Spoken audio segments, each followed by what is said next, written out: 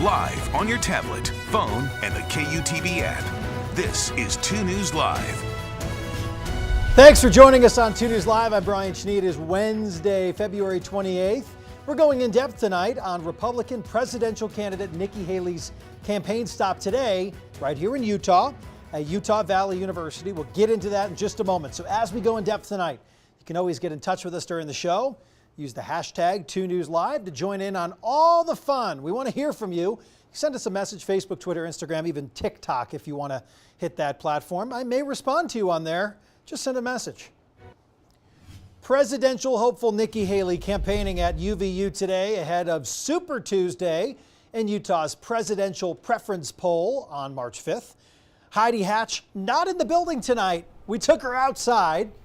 She was there for her speech today, and you spoke to her one-on-one. I know we'll hear from her in just a minute, but Heidi, what are you taking away from today's visit? What stood out to you? What stood out to me as I was talking to voters who came here to be at the rally is that they're looking for another option.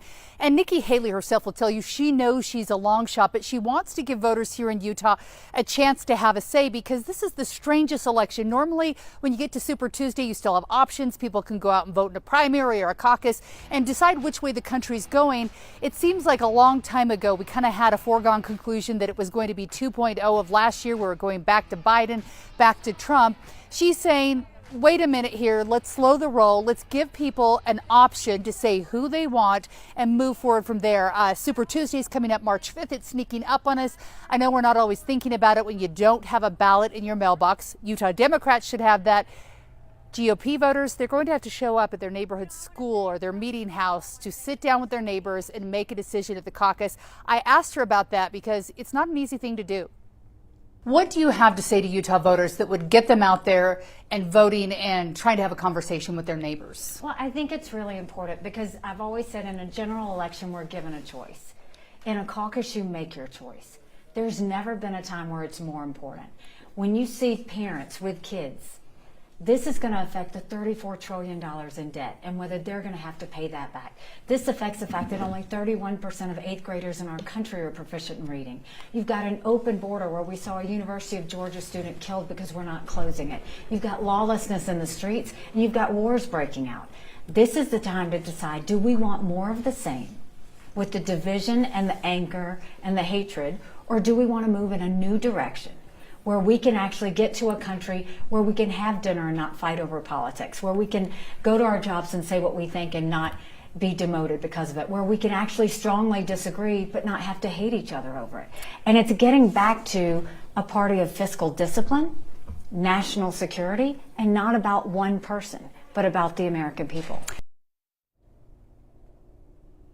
And Brian, the caucus system is tricky when you look at it traditionally here in Utah and in other states, whether it's a Democratic caucus or a Republican caucus. Usually you get the people to the far left or the far right of the parties who are willing to show up and have those conversations. That's certainly not everyone, but that means it's an uphill battle for Haley because a lot of Trump voters are going to be turning out and maybe others are thinking, well, it's a foregone conclusion. I'm not going to show up.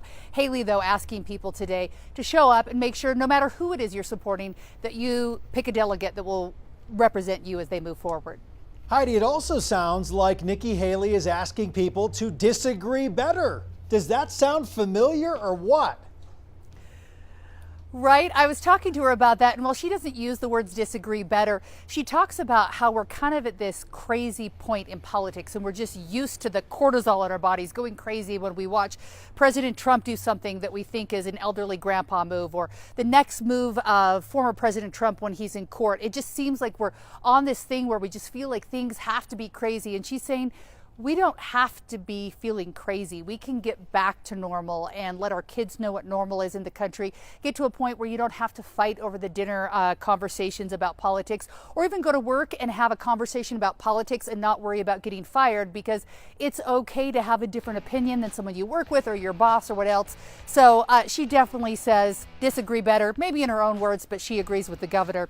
One thing that we talked about today too, we were talking about a ton of issues, but here in Utah, we know families are important, and there's a new conversation going on about IVF because of an Alabama case where a state court there said that embryos used in IVF our life, that it is something that can't just be destroyed. I asked her about that today because a lot of people here are wondering, can I keep going through the IVF process if I'm doing it? Do I need to wait? Is it something I need to worry about? Here's what she had to say.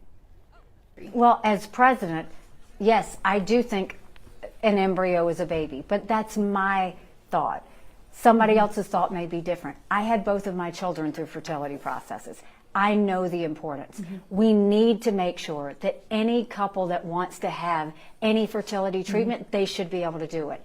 The other thing we need to make sure of is the decisions on what happens to those embryos and what they do has to be between the doctor and the parents. Government does not need to be getting in the way of this, and we shouldn't have that become part of the discussion. It's a very personal issue. It needs to stay personal. It needs to stay respected. And we need to handle it that way. We don't need to get into a big conversation about whether people can get IVF or not. We want all parents to be able to have that option. We covered a ton of topics. We've got about a 15 to 20 minute interview. We posted it on YouTube, KUTV.com. And if you want to check it out and figure out if it's who you would like to vote for, if you'd like to go in another direction, we've posted it for you online, Brian.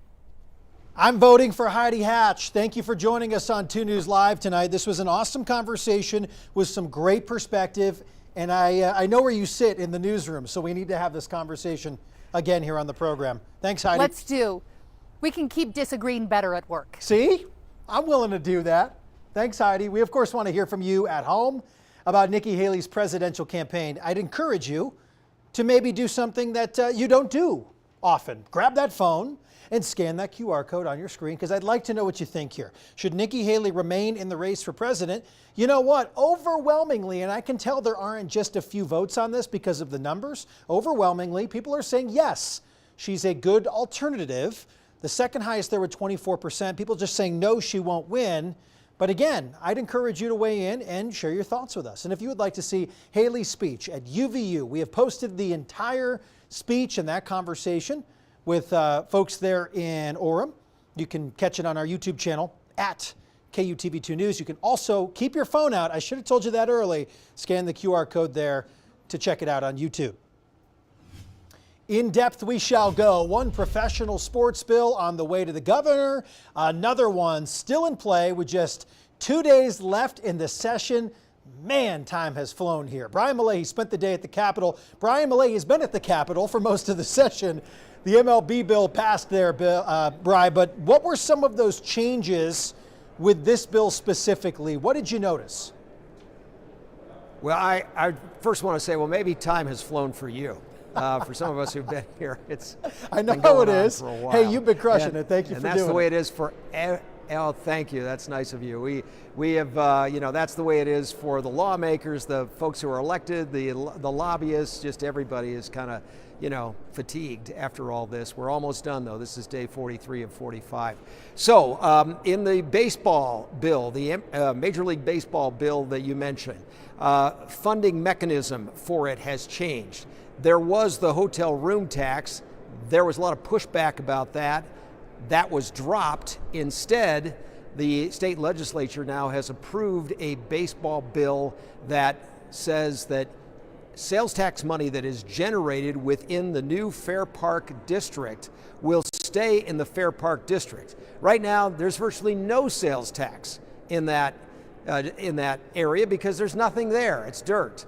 And so the new sales tax money, when the hotels come and the restaurants and the bars and the stadium and everything else that goes with it, and the residential component, so people are living in that area, there's going to be a lot of money generated. That will stay in the project. So what starts in the Fair Park District stays in the Fair Park District. There still will also be a rental car tax hike, and there is a possibility inside the stadium that there could be additional taxes inside the district where the stadium will be located. There could be additional taxes, telecommunications, energy use, things like that. It seems rather ill-defined, and the details need to be worked out, but the legislature is now on record saying it supports a funding mechanism, nearly $1 billion to go to this project. The Miller family, Larry H. Miller Company, says it'll kick in $3.5 billion. So that's one. Hockey's another one. That bill is now being held at least temporarily in the House. It doesn't seem to be moving today. Now, will it tomorrow? Probably.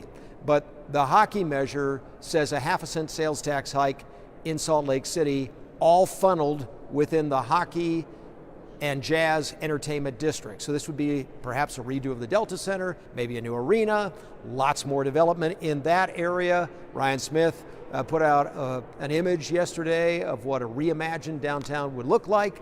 That bill has not yet passed here at the legislature with 2 days to go. You know, I saw that image. I saw Brian Malahy there sitting at one of the restaurants enjoying the view. Brian, I wanted to ask you, because there's so much sports-centric focus right now in the session, with so much already taken care of earlier on in the session, and obviously waiting for a signature if the governor decides to do so. What is the mood about sports taking over the Capitol right now? Are people enjoying this? Are lawmakers enjoying this? Or do they think it's a little odd or maybe unnecessary even to be talking so much sport on the Utah's Capitol Hill? Well, it's a good question, and I think the thing that we hear over and over again from the supporters is that this is a once in a 100-year opportunity, a once in a generation opportunity, a once in a lifetime opportunity. You hear those kinds of statements from the people who are backing these sports bills. And from the other side, which is smaller, because in the baseball bill that passed in the Senate today, only 4 Republicans voted against. Everybody else, Democrats and Republicans in the Senate, voted in favor of it. But what you hear is, this isn't the proper role of government, and taxpayers are still going to be on the hook for this. Now, all the money that the state sales tax money that would be generated within the Fair Park District, for instance, could that have been used for other things? Yes. Could the sales tax increase in Salt Lake City for NHL hockey and jazz, could that be used for that? Yes. So there is this feeling on the one hand that, look, we can't blow this. We can't have professional sports knocking at our door and say, no, we're not going to do that. I mean, that's what the supporters would say. The detractors say, we want this here. We definitely want this stuff here, but there's a lot of money in the hands of the Millers. There's a lot of money in the hands of Ryan Smith. They can afford it. So you hear both things here. I think that it's created a lot of energy at the Capitol, quite honestly. And it isn't boring, that's for sure. This is not dull stuff. We are not talking about community development block grants. And we're not talking about, all kinds of other not archaic, but esoteric terms that people don't necessarily understand, including me. I mean, a lot of stuff is complex. This is pretty easy to figure out. And I think a lot of people, whatever side you're on, they're excited about it. Well, that's a good thing, Bryce. Sports are supposed to be exciting, and that's why people go to the games, and that's why they spend money. Right. So I hope you are at least keeping energetic as you experience the fatigue here down the final stretch. Hey, guess what, Bryce? If we add one more sports bill, you will have a hat trick. I think we can come up with all the puns here. I mentioned that early this morning, that we are going to shoot to score. We hope to get, if we get a hat trick, great. And if not, well, you know what? We did what we could. And as always, Brian, you have knocked it out of the park, so thank you. We've been swinging for the fence the entire time. I hope we have. I'm done. But it's been a lot of fun. Get out of the Capitol. Yeah. You've heard it. Okay. I'm out of the batter's box. Lay down that bunt, baby. See you tomorrow. All right, as the legislative session wraps up this week, stay with 2 News. He says see you tomorrow because I think we'll be talking about that tomorrow. I spoke with a former NHL player born in Salt Lake City, played in Salt Lake City, and is now playing overseas. And we'll have some of that conversation tomorrow. Of course, the legislative session continues. We'll track those bills, those issues that impact you and your family and potentially your wallet when you pay for maybe a new stadium or entertainment district. So get that 2 News mobile app to receive those breaking news alerts from Utah's Capitol Hill. Breaking news, Sean Kelly's wearing the jacket of the century here. Wishful for spring. I love it. I don't think the camera pops that well, but looking at it from here, I love it. A little bit of gold in the buttons, too. Here. See, just more things you didn't notice. We had fake spring last week. We had that snow, a little bit of rain. We had some strong winds. Now we're kind of back to normal. It's not bad. 48 degrees. The sun's out. Beautiful day, but yeah, we're looking at some changes. So let's get to the maps. Let's show you what's going to be changing here in the days ahead. We have some strong winds heading our way. Not so much this evening, but tomorrow, and especially as we head into Friday, you can see some wind gusts near 60 to 70 miles per hour into portions of the state. 48 degrees right now, not a cloud up in the sky, and boy, is it warmer than yesterday. 11 to 15 degrees warmer, in fact, for much of the state. Still jacket weather and chilly in Logan at 39, 48 here in Salt Lake. Manti at 45, Provo at 44, and you can see for the Pacific Northwest down into California, we're dealing with a whole lot of winter weather alerts for the majority of the area here. Blizzard warnings even for the Sierra Nevada mountains into California, as an atmospheric river is just going to pummel that area with feet of snow and strong gusty winds in the days ahead. We will get the remains of that system and eventually leading us to some snow here at home. And we'll start to see out ahead of it some snow falling into the mountains as we head into late tomorrow night, into much of the day on Friday as well. Already winter storm watches for our northern mountains, and that will likely be extended further down towards the south. In addition to that, winter weather advisories looking more and more likely as we head into the Wasatch Front. What's going on right now? High pressure system doing its thing, keeping us quiet. Here's that storm, as I mentioned, in the Pacific Northwest, going to be slow to slide into the area.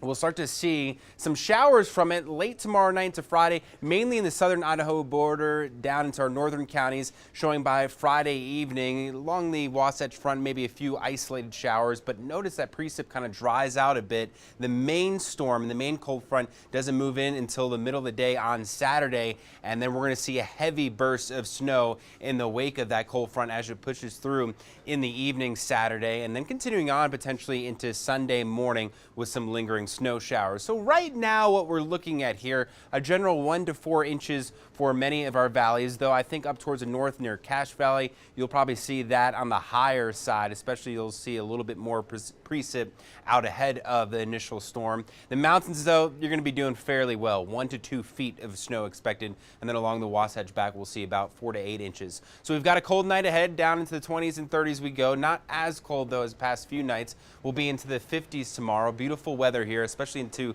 St. George, but we've got to watch out for those gusty winds that we're going to see across much of the state. So hold on to your hats and make sure everything's kind of tucked in around your yard. Any of that outdoor yard furniture need to be secured. Your garbage cans as well going to be need to be close to the house, as we're going to be tracking some gusty winds, 40 to 50 miles per hour, even higher into portions of south and central part of the state. And then we get ready for that storm as we head into Saturday, looking like a pretty decent one for some snow here along the Wasatch Front.